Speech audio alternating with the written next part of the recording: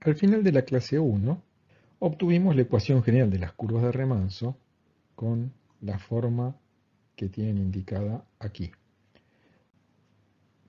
Esta ecuación general tiene distintos términos. Vamos a ver ahora a continuación cada uno de estos términos. Primero veremos la derivada total de h respecto del recorrido, después veremos la derivada parcial de energía propia respecto al tirante y finalmente veremos esta última derivada parcial. Entonces, vamos a empezar por la primera. Para la obtención de la derivada total de energía propia respecto al recorrido, vamos a aplicar la definición de derivada a esta función energía propia. Entonces, ¿qué es la derivada?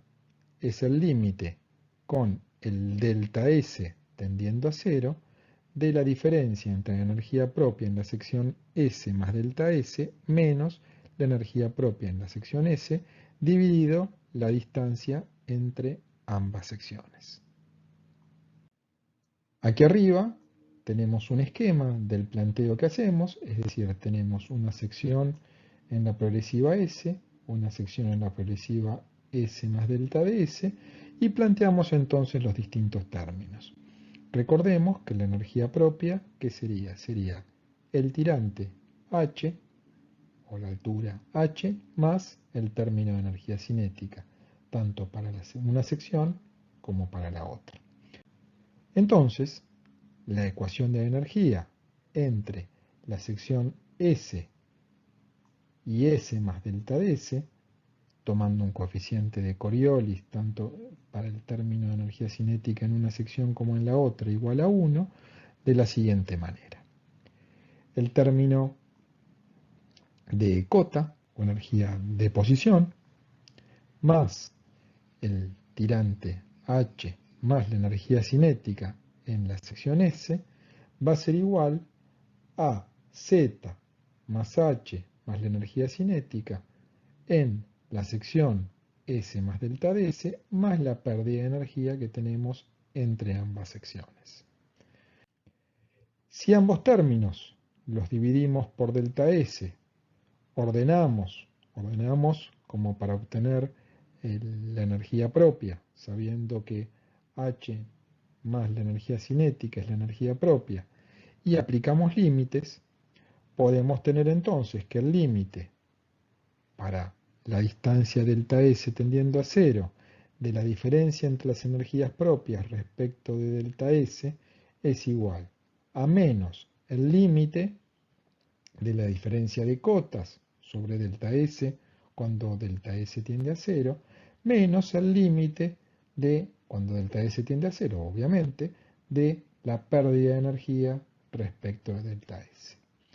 Entonces, finalmente nos va a quedar, como este límite a la derivada total de la energía propia respecto a S, nos queda la derivada total de la energía propia respecto a S, igual a menos, tenemos el menos acá, de delta Z respecto de delta S, menos J estrella. Recordemos que la pérdida de energía respecto a delta S nos va a dar la pendiente de la línea de energía total que llamábamos J estrella minúscula. Entonces nos queda que delta H respecto de delta S, donde H era la energía propia, va a ser igual a menos la derivada de Z respecto de S menos J estrella. ¿Pero qué es menos la derivada de Z respecto de S? No es ni más ni menos que la pendiente I. Es decir, menos la variación de Z es I, porque se acuerdan que habíamos dicho que I era positivo cuando va perdiéndose cota con el recorrido, que es lo que sucede casi siempre en nuestros escurrimientos a superficie libre.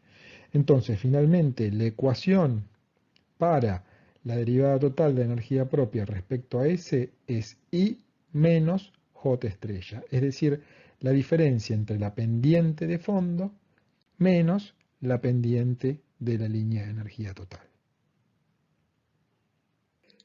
Veamos ahora la derivada parcial de la energía propia respecto del tirante. Para eso vamos a expresar la energía propia en función del caudal y nuevamente vamos a tomar el coeficiente de Coriolis igual a 1. Entonces la energía propia nos queda como h, el tirante, más q cuadrado sobre 2g por el área al cuadrado, el área de la sección al cuadrado. Es decir, que reemplazamos la velocidad al cuadrado por el caudal al cuadrado sobre el área al cuadrado.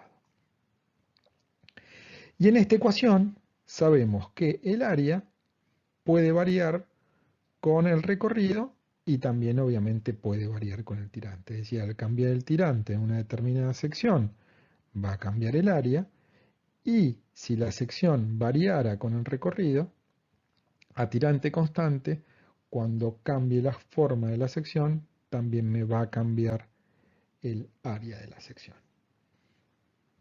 Como en este caso estamos fijando la progresiva S, la variación que nos interesa es la variación del área, no con S, sino con el tirante. Entonces, la derivada parcial de la energía propia respecto al tirante va a ser igual a 1, porque es la derivada de h respecto de h, más la derivada de este segundo término respecto del tirante.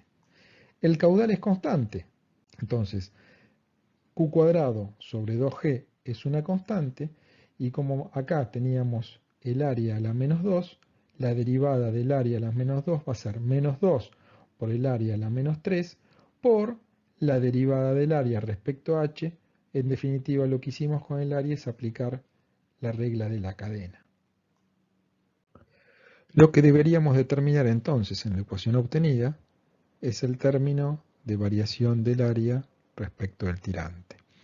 Y eso, cuando analizamos, cuando hicimos el análisis del tirante crítico, ya lo habíamos determinado cuando habíamos asumido que una variación de tirante implicaba una variación del área en la parte superior, y esa variación del área respecto al tirante entonces la podíamos aproximar con el ancho superficial, ya que el ancho superficial, la variación del tirante, sería la variación del área con una buena aproximación. Entonces podemos expresar la ecuación anterior como que la derivada parcial de la energía propia respecto al tirante es 1 menos el caudal al cuadrado sobre el área al cuadrado por Bs sobre el área por 1 sobre G. Esta relación área sobre el ancho superficial la podemos expresar a través del tirante medio. Y como recordando que el número de Froude es la velocidad sobre la raíz de G por el tirante medio, si nos fijamos que esto es el área, el caudal sobre el área es la velocidad, acá nos va a quedar la velocidad al cuadrado, acá nos va a quedar 1 sobre el tirante medio por 1 sobre G. En definitiva, uno podría expresar que la derivada parcial de la energía propia respecto al tirante es 1 menos la velocidad al cuadrado sobre G por el tirante medio. Y si comparamos esto, el número de Froude, con esto, vemos que la derivada parcial de la energía propia respecto al tirante es 1 menos el número de Froude al cuadrado. En la ecuación general de las curvas de remanso ya entonces tenemos que uno de los términos, la derivada total de la energía propia respecto de S, es I menos J estrella, la diferencia de la pendiente de fondo menos la pendiente de la línea de energía total, y que la derivada parcial de energía propia respecto de H es 1 menos Froude al cuadrado. La derivada del tirante o la variación del tirante respecto de S, entonces le podemos expresar con las ecuaciones que fuimos obteniendo como I menos J estrella menos la derivada parcial de H respecto de S dividido 1 menos Froude cuadrado. Y esta es otra forma de expresar la ecuación general de las curvas de remanso. Veamos el último de los términos que nos queda por analizar.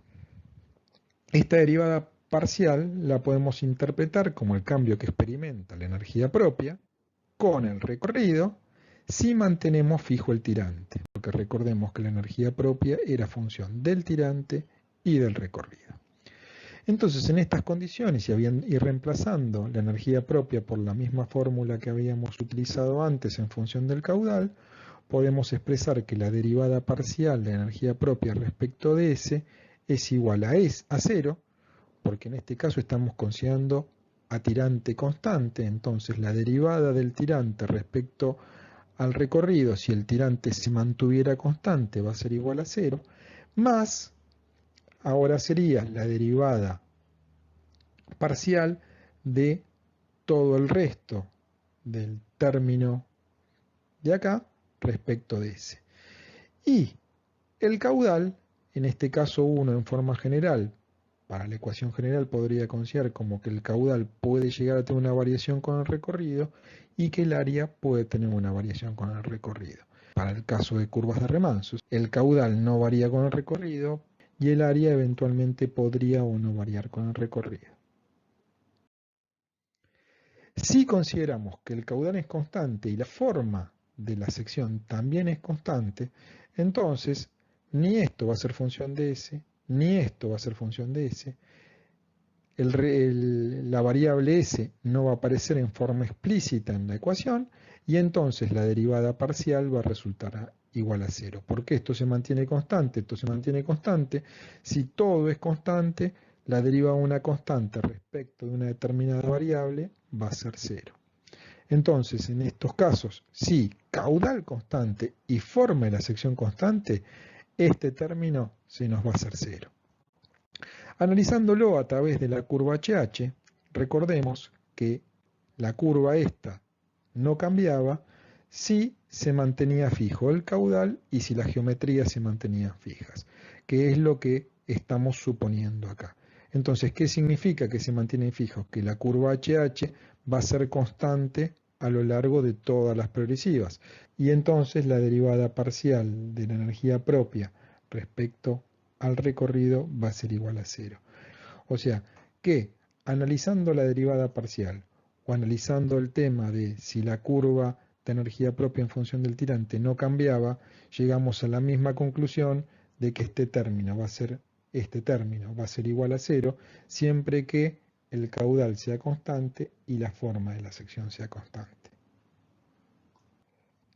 Si tenemos que la forma del canal es constante, como el caudal para estos problemas es constante, la ecuación general de las curvas de remanso la podemos reducir a que dh a ds, o sea, la derivada del tirante o la derivada de la altura respecto al recorrido o la variación del tirante con el recorrido va a ser igual a I menos J estrella sobre 1 menos Freud cuadrado. Uno podría obtener el perfil líquido resolviendo esta ecuación diferencial. En realidad muchas veces es muy difícil, pero podríamos resolverlo a través de algunos métodos numéricos a partir de la ecuación esta y conociendo las condiciones de borde. Para conocer con precisión las condiciones de borde tenemos que identificar cómo es el tipo y forma de cada curva de remanso y entonces la ecuación diferencial de las curvas de remanso nos permite hacer un análisis conceptual y definir características generales en relación a la forma que tiene. Para finalizar esta segunda clase, les dejo algunas preguntas, como para que ustedes vayan viendo si algunos conceptos importantes les van quedando claros o tienen que reverlos a partir de ver nuevamente el video o cotejar con los apuntes o con la bibliografía que se les entrega.